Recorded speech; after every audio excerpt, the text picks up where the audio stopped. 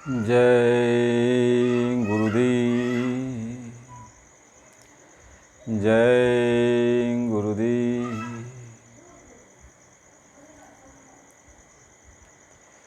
परम पूज्य स्वामी जी महाराज, आप सभी प्रेमियों, मालिक की अपार दया है कि हम सभी लोग गुरु महाराज जी को याद करते हैं और मालिक को याद करना ही चाहिए, क्योंकि गुरु के सिवा हम सबका कोई आधार नहीं है।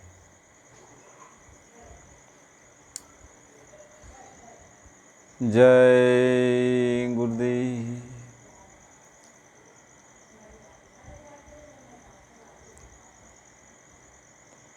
उल्टा कुआं गगन में, तिस में जरे चिराग, तिस में जरे चिराग, बिना रोगन बिनु बाती। 6 ऋतु 12 मास, रहत जरत दिन राती।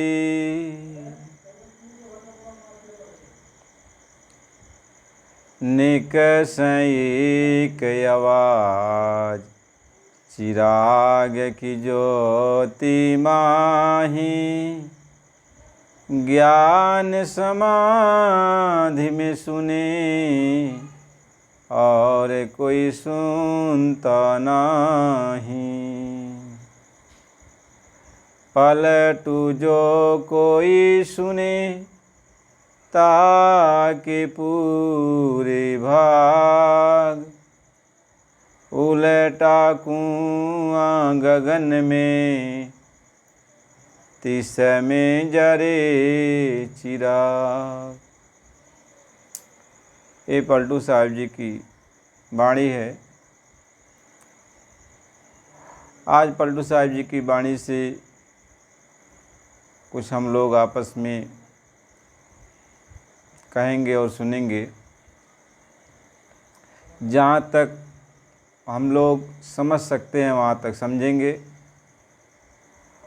और आगे उस पर विस्तृत चर्चा जैसा समझ में आएगा वैसा करेंगे।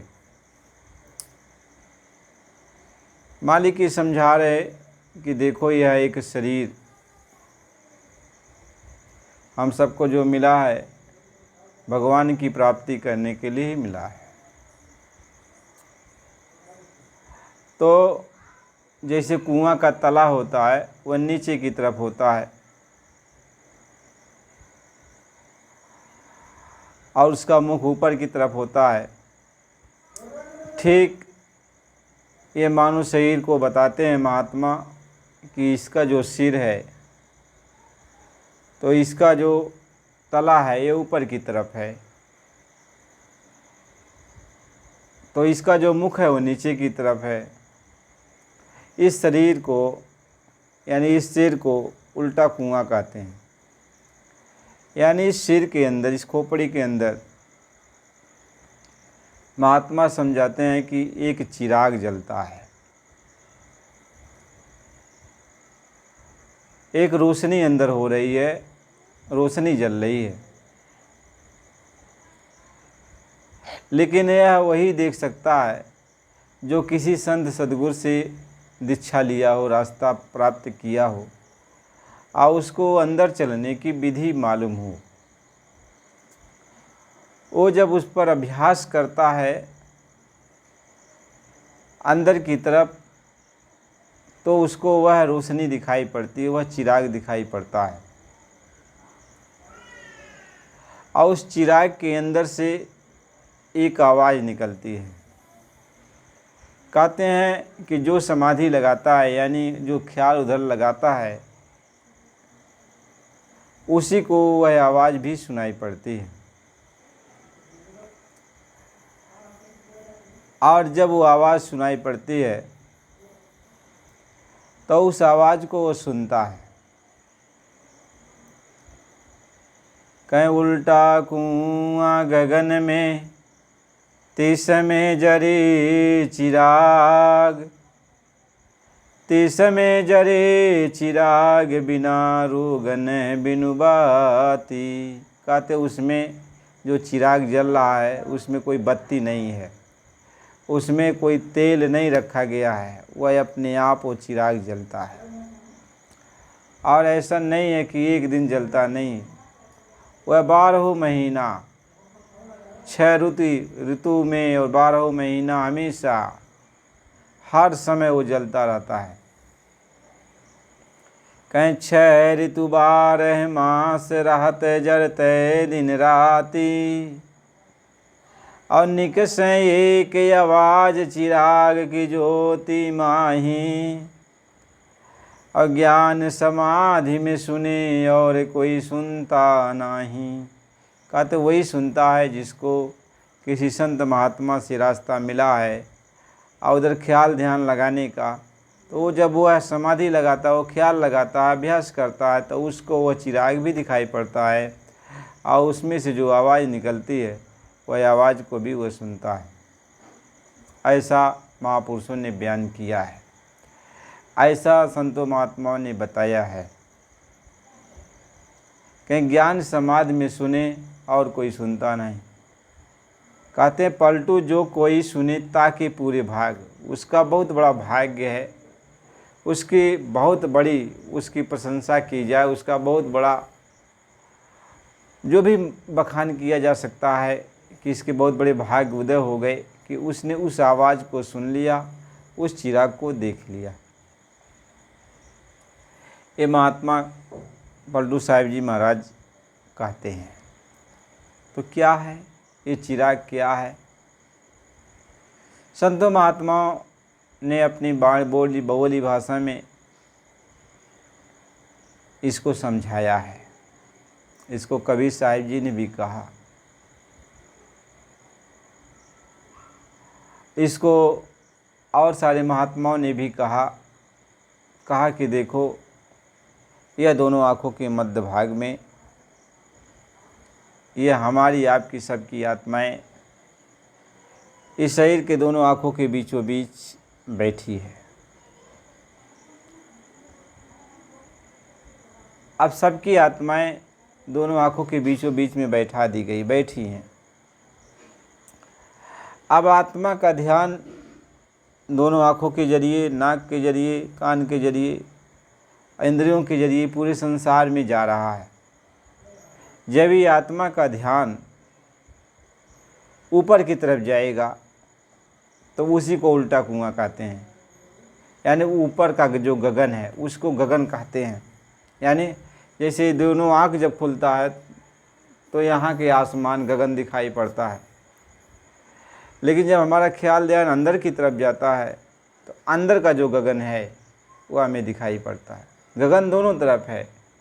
दोनों आँख जब खुलती है बाहर की तरफ तो बाहर के आसमान दिखाई पड़ते हैं, और अंदर की तरफ जब हम आत्मा की आँखों से देखते हैं तो अंदर का गगन, ऊपर वो गगन दिखाई पड़ता है। उसी गगन में जैसे यहाँ आँख खुलने पर इस गगन में हमें सूरज चाँद सितारे दिखाई पड़ते हैं, सूरज दिखाई पड़ता है, ऐसे ही जब हमारे अंदर की आँख खुलती है, अंदर की तरफ हमारा ख्याल जाता है तो वहाँ हमको वह चिराग दिखाई पड़ता है, वो रोशनी दिखाई पड़ती है। और उसी रोशनी से पूरा जगत उधर का, जैसे इधर सूरज को हम देखते हैं कि सूरज उग जाता है तो पूरा उजाला हो जाता है, पूरा ब्रह्मांड उजाला हो जाता है, ऐसे अंतर जगत में जब वह रोशनी हमें दिखाई पड़ती है तो अंतर जगत में उजाला रहता है। उसी रोशनी से अंतर जगत का उजाला होता है। उसी को कहते हैं, उसी रोशनी को कोई देख लेता है, उसी चिराग को कोई देख लेता है तो उसके बहुत बड़े भाग्य हैं। वह चिराग जब दिखाई पड़ने लगता है, उसी चिराग से एक आवाज़ निकलती है, जो आवाज़ हमारे आपके कानों तक आती है। जब महात्मा मिल जाते हैं, संत मिल जाते हैं, तो उस चिराग के अंदर से जो आवाज़ आ रही है उसी को सुनने की बात को बताते हैं। कहने उस आवाज़ को आप सुनो। उस आवाज़ को सुनोगे तो आपका ख्याल उधर जाएगा अंदर की तरफ। अंदर मोड़ने की एक यह विधि है कि आप अंदर में कैसे जाओगे, कैसे अंदर की तरफ आप चलोगे। तो अंदर चलने की यह एक विधि है, अंदर कैसे आप मुड़ोगे। ये आप वैसे तो जैसे आदमी बाहर जो है देख रहा है, तो पीछे कैसे मुड़ेगा, कैसे घूमेगा। तो आप ऐसे घूमोगे न तो पता चलेगा हम पीछे घूमे हैं, और सामने की तरफ पीठ हो जाएगी। लेकिन आत्मा जो है पीछे की तरफ कैसे घूमेगी, महात्मा इसके बारे में समझाते हैं, जब उसको आवाज़ सुनाई पड़ेगी। तो महात्मा ये समझाते हैं कि जब आवाज़ तुम्हें सुनाई पड़ेगी, कब सुनाई पड़ेगी। जैसे ये कान बंद कर दिया, ये आँख बंद कर दिया, ये सारे इंद्रियों के दरवाजे यहाँ के बंद किया, तब आप गौर से आवाज़ को सुनोगे। आवाज़ आपको अंदर में सुनाई पड़ेगी। तो आवाज़ को जब सुनोगे तो आपकी एक दिशा तय होगी। आप सोचो कि ये आवाज़ जिधर से आ रही उधर हम अपना ख्याल करेंगे। तो आवाज़ को पकड़ के जब आप ख्याल लगाना शुरू करोगे, ध्यान लगाना शुरू करोगे, तो आप जो है घूम जाओगे। यानी आवाज़ ही आपको घुमा देगा, यानी आवाज़ ही आपकी दिशा को बदल देगा। जिधर से आवाज़ आ रही है उधर ही आप मुड़ जाओगे। ये कैसे होगा, जब आवाज़ को आप सुनोगे, आवाज़ की तरफ आप दिशा ख्याल करोगे, तो आवाज़ ही आपको घुमा देगा। जैसे बाहर की आवाज़ आपको इधर घुमा दी है, बाहर का ये जो ध्यान आपको इधर घुमा दिया है, ऐसे ही जब अंतर की आवाज़ आपको मिलती है तो उस आवाज़ को जब आप पकड़ोगे, उस आवाज़ की तरफ जब आपका ख्याल जाएगा तो आत्मा घूम जाएगी। आत्मा उसी आवाज़ के सहारे घूमती है, तो आत्मा को भी पता नहीं चलता कि मैं घूम रही हूँ, लेकिन वह आवाज़ ही आत्मा को घुमा देगा, आत्मा के ख्याल को घुमा देगा। आत्मा इधर से आवाज़ आ रही है, उधर की तरफ देखने लगेगी। जब वो आवाज़ आपको उधर घुमा देगा, सामने की तरफ, पीछे की तरफ, तो जब सामने की तरफ आत्मा हो जाएगी तो जिसमें से वो आवाज़ निकल रही है वह रोशनी आपको दिखाई पड़ने लगता। लेकिन ये कब संभव होता है, जब कोई संत मिल जाते हैं, महात्मा मिल जाते हैं जो इसका भेद जानते हैं। इसलिए महात्मा ये समझाते, अंदर आप इसी तरह से आप जा सकते हो। अंदर पीछे कहीं पश्चिम द्वार की पार जरा पार देखना, तो पश्चिम द्वार यानी ये सामने का द्वार ये है पूरब जिसको हम कहते हैं, लेकिन इसके पीछे पश्चिम द्वार, आपको कैसे घूमोगे पश्चिम की तरफ। तो पश्चिम की तरफ से जो आवाज़ आ रही है आपके कानों तक, जब उस आवाज़ को पकड़ के आप दिशा तय करोगे तो धीरे धीरे आपकी आत्मा घूम जाएगी, यानी उधर घूम जाएगी। तो उधर जब घूम जाएगी तो उधर का देखने लगेगी, यानी उधर का जो गगन है उधर भी उजाला है, उधर भी आसमान, जो उजाला आसमान में दिखाई पड़ेगा कि हमको एक चिराग दिखाई पड़ता, रोशनी दिखाई पड़ती है, और उसी रोशनी के प्रकाश से पूरा वह अंदर का ब्रह्मांड उजाला है। तो कहते हैं वही जो भी उस रोशनी को देख लेता उसके बहुत बड़े भाग्य हैं। जो भी अंदर में रोशनी को देख लिया उसके भाग्य उदय हो गए। कहते निश्चय एक आवाज़ चिराग की ज्योति माही, अज्ञान समाध में सुने और कोई सुनता नहीं। कहते वही सुनता है जब इसको ज्ञान मिल जाता है, यानी महात्माओं संतों से रास्ता मिल जाता है, ज्ञान का रास्ता मिल जाता है, उधर चलने का मार्ग मिल जाता है, कैसे वह घूमेगा, कैसे वो चलेगा। तो उस आवाज़ को पकड़ के वो घूम जाता है, और घूम कर अपनी दिशा को तय कर लिया जिधर वह चिराग जल रहा है। अब उस आवाज़ को पकड़ के चिराग की तरफ पहुंच गया तो उधर खुल गया, उसकी आंख तो खुली है, उधर देख लिया। तो महात्मा ये समझाते हैं जब चिराग दिखाई पड़ने लगता है तब कर्मों के सारे सिलसिले ख़त्म होने लगते हैं। यानी वो रोशनी है, उसी रोशनी में जैसे पतंगे होते हैं रोशनी पे जाके अपने डखना पखना सब जला के मर जाते हैं, ऐसे काम को लोभ मोह अहंकार ये सारे विकार जल जाते हैं, यानी ये निस्तेज हो जाते हैं। ऐसे ही जितने भी अच्छे बुरे कर्म होते हैं उसी रोशनी में सब जलने लगते हैं। ये सूरज आप सोचो कैसे जलने लगते हैं। ये सूरज आसमान में उगा है लेकिन उसके प्रकाश आपके पास आ जाते हैं और आपके अंदर गर्मी महसूस होने लगती है। ऐसे ही वह आसमान में वो चिराग तो है लेकिन उसकी रोशनी आपके पास तक आ जाती है। तो जब आपके पास तक वो रोशनी आती है आत्मा के पास तक, तो आत्मा के जो ऊपर लगे हुए जो गंदे गिलाफ हैं, काम क्रोध लोभ मोह ये विकार हैं और सारे जो पाप पुण्य हैं, या उसी रोशनी से जलने लगते हैं, ये ख़त्म होने लगते हैं, साफ होने लगते हैं, तो आत्मा निर्मल होने लगती है। इसलिए महात्मा समझाते हैं, यह प्रकाश की गंगा में यह जीव स्नान करता है। इसी को ज्ञान की गंगा कहते हैं, इसी को नाम की गंगा कहते हैं, इसी को गंगा जमुना सरस्वती इसी को कहते हैं। गंगा कहते हैं, जमुना कहते हैं, सरस्वती कहते हैं, यानी उसी में से आवाज़ निकल रही है, उसी में से प्रकाश निकल रहा है, उसी में से प्रकाश निकल रहा है, आवाज़ निकल रही है, उसी को त्रिवेणी संगम कहते। अब जो है आत्मा जो स्नान कर ली, यानी प्रकाश में स्नान कर रही है, और प्रकाश में आवाज़ स्नान कर रही है, इसे आत्मा के ऊपर की जो मैल है वो साफ़ होती चली जाती है। अंतर की सारे मैल साफ़ होते चले जाते हैं, क्योंकि वो बराबर प्रकाश आ रहा है।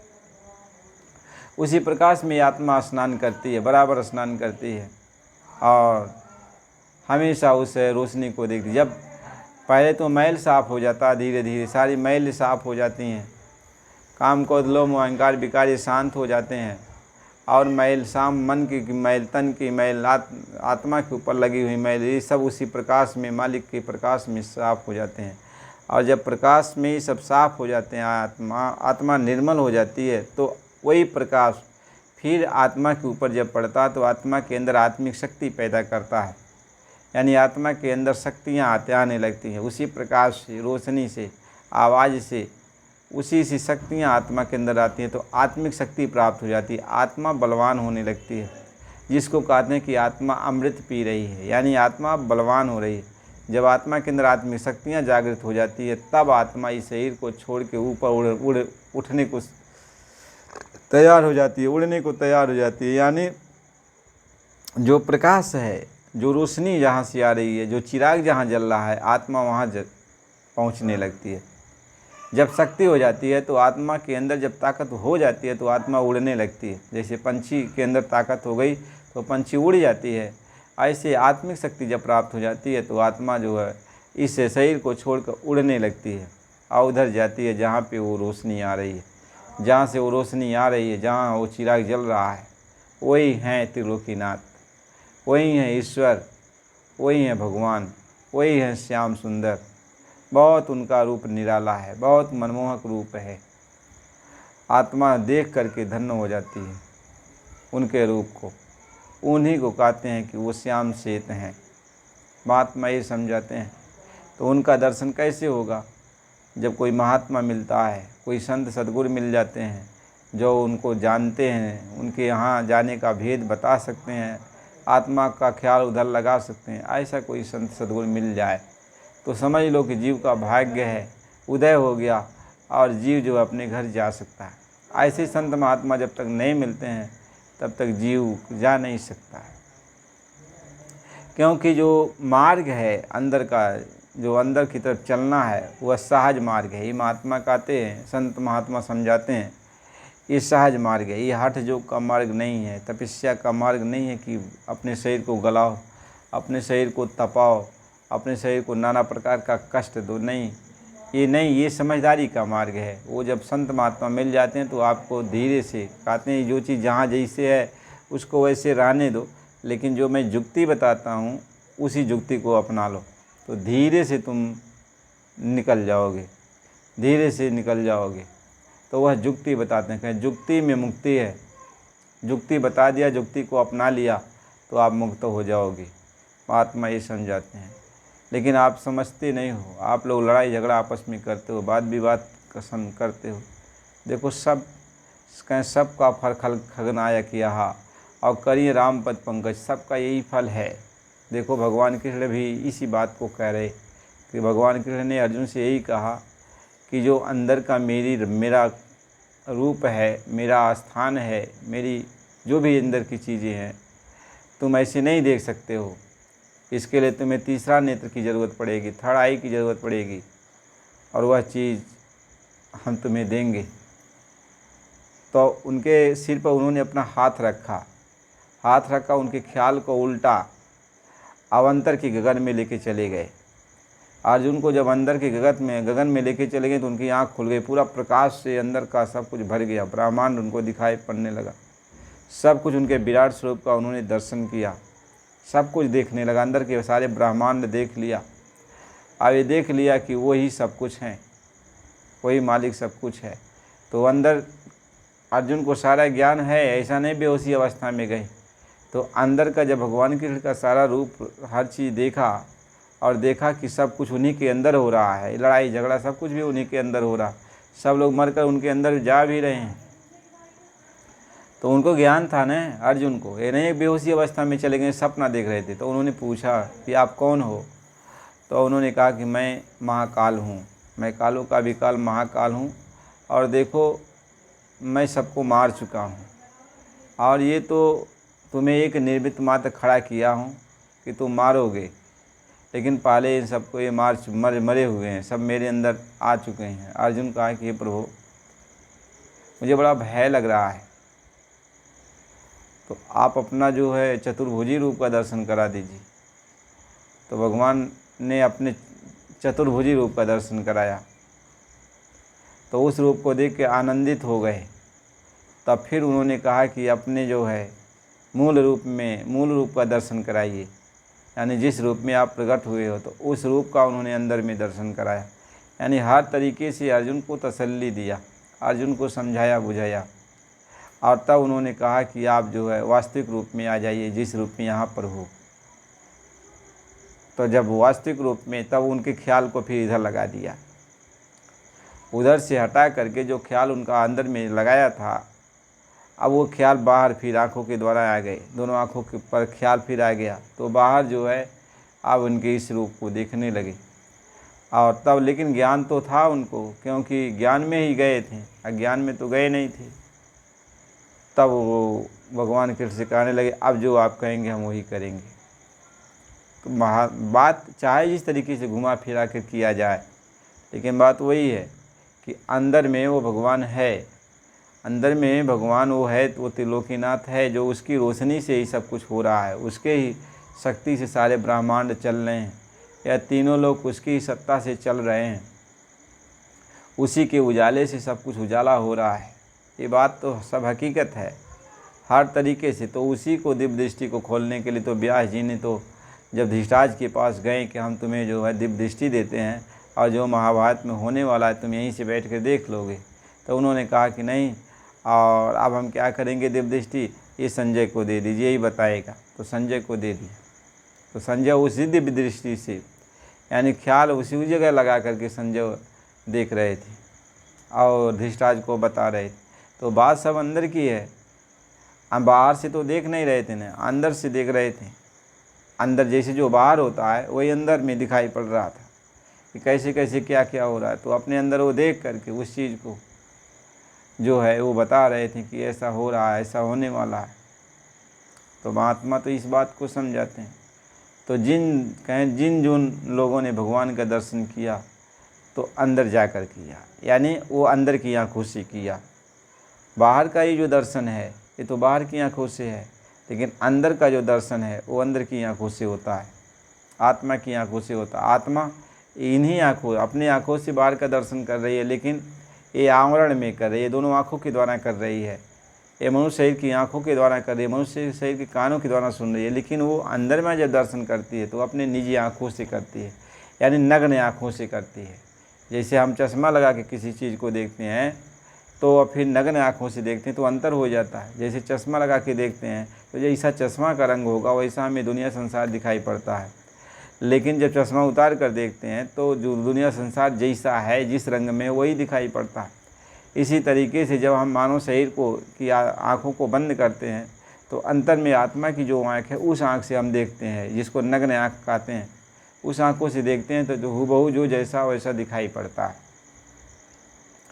तो महात्मा इसी बात को समझाते हैं कि उसके बहुत बड़े भाग्य हैं जो अंदर में उस रोशनी को, उस प्रकाश को, उस आवाज़ को देखता है, सुनता है। केवल कहा तो जाता है, लेकिन वो बहुत अजीब दृश्य है न, बहुत वो मालिक है, त्रिलोकीनाथ वो मालिक है। तो आप जानते ही हैं कि वो रोशनी है उसकी, उसका रूप ही है ज्योति स्वरूप, और उसका रूप ही ज्योति स्वरूप, वह जो है ज्योति की तरह दिखाई पड़ता, लेकिन वह कितना बड़ा है। महात्मा ये समझाते हैं कि पूरब में सूर्य उगते हैं और पश्चिम में डूबते हैं, इसका लाखों गुना बड़ा कर दिया जाए, लाखों गुना बड़ा कर दिया जाए, फिर भी ये छोटा पड़ जाएगा। इतना बड़ा वो हैं, वो ईश्वर इतने बड़े वो हैं, फिर उनका महल कितना बड़ा होगा, फिर उनका लोक कितना बड़ा होगा। तो ये बहुत बड़ी बात है, ये छोटी बात नहीं है। इसलिए महात्मा कहते अंदर धस के देख, मिलेगा साहेब ना देख। जब तू अंदर चलेगा, महात्माओं के बताए हुए रास्ते पर जब तू अंदर चलेगा तब तुम्हें पता चलेगा कि मालिक कैसा है। वो तो देखने की बात है, अंदर जाके उसको देखना है, अंदर जाके उसको सुनना है, तब समझ में आएगा। अब हम विवाद में फंस जाते हैं, बकवास में फंस जाते हैं। तो हमें विवाद नहीं करना है, हमें महात्मा की खोज करनी है। यदि कोई संत महात्मा ऐसा मिल जाता है जो हमें अंतर का भेद बता दे, तो उस पर हमें चलना चाहिए। जब हम चलेंगे तो हमें वो चीज़, हकीकत जो चीज़ है वो हमको प्राप्त हो जाएगी, वो हमें प्राप्त हो जाएगी। इसलिए प्रेमी भाई बहनों, मालिक की कृपा दया है कि मानो शरीर मिला है तो हमें कुछ काम कर लेना चाहिए। तो भगवान की भक्ति कर लेना चाहिए, ज्ञान ले करके जो अंदर में साधना कर लेना चाहिए, भगवान की प्राप्ति कर लेना चाहिए। मानो शरीर पाने का यही एक उद्देश्य है, और कोई उद्देश्य तो है नहीं। इस उद्देश्य में आप सफल हो गए तो इस दुनिया का भी राज्य करो, फिर अंदर का भी अपना। और इसी उद्देश्य में सफल नहीं हुए तो जब तक दुनिया में हो तो दुख सुख जो कुछ भी है तुम भोग रहे हो, भर रहे हो तो है, इसके बाद तो हमेशा दुखदायी जीवन बीतेगा। इसलिए हमें मालिक की याद में रहना चाहिए, मालिक की भक्ति में रहना चाहिए, भक्ति करना चाहिए। तो प्रेमी भाई बहनों, नए हो तो चैनल को लाइक सब्सक्राइब करो, पुराने हो लाइक कमेंट करो। देखो सत्संग आपको मिलता रहेगा मालिक की कृपा दया से। और हम लोग तो गुरु भाई हैं, आप जितना जानते हैं उससे कम ही हम जानते हैं, हम ज़्यादा नहीं जानते। लेकिन इतना ज़रूर है कि यही प्रेरणा अंदर होती है कि चलो अपने भाई बहनों से, अपने इन जीव जो भी जितनी भी आत्माएं सब अपने ही तो हैं, तो इनके सामने कुछ मालिक की बात को रखा जाए। जो भी इन समझ में आता उतना रख देते हैं। और ये नहीं है कि हम जानते हैं हम ऐसा करते हैं, ऐसा कुछ नहीं है। देखो भगवान के बारे में, आत्मा के बारे में जितना जो जानता वह बहुत कम है। भगवान के बारे में, आत्मा के बारे में कोई कुछ क्या जानेगा, जितना जाना जाए उतना कम है। और समुद्र में कोई चला जाएगा तो कितना था लगा पाएगा, जितना वह समुद्र तक गया उतने तक कुछ जान पाता है। समुद्र तो अथाह है, उसका था तो लगाया ही नहीं कोई सकता। इसलिए ज्ञान अथाह है मालिक का, तो इसमें कोई बड़ी बात नहीं है। हम लोग तो मालिक के प्यारे हैं और मालिक से ही हम लोग विनती प्रार्थना करते हैं, उनके प्रति प्रेम भाव लगा रहे, भगवान के प्रति प्रेम भाव लगा रहे, भगवान की भक्ति में हम लोग लगे रहें, गुरु की भक्ति में लगे रहें। गुरु ही हमें ज्ञान देने वाला, रोशनी देने वाला, भगवान की तरफ लगाने वाला है। तो भगवान की तरफ हम लोग भक्ति भाव में लगे रहें। यहाँ छोटे बड़े का कोई बात नहीं है। हम बार बार इसी बात को कहते हैं कि बस हम आपके गुरु भाई हैं, आप भी हमारे गुरु भाई हो। कुछ आप कहो, कुछ हम कहें, मालिक के बारे में हम लोग आपस में चर्चा करते हैं। इसलिए आप चैनल को लाइक सब्सक्राइब कीजिए और बराबर सुनिए। जय गुरुदेव।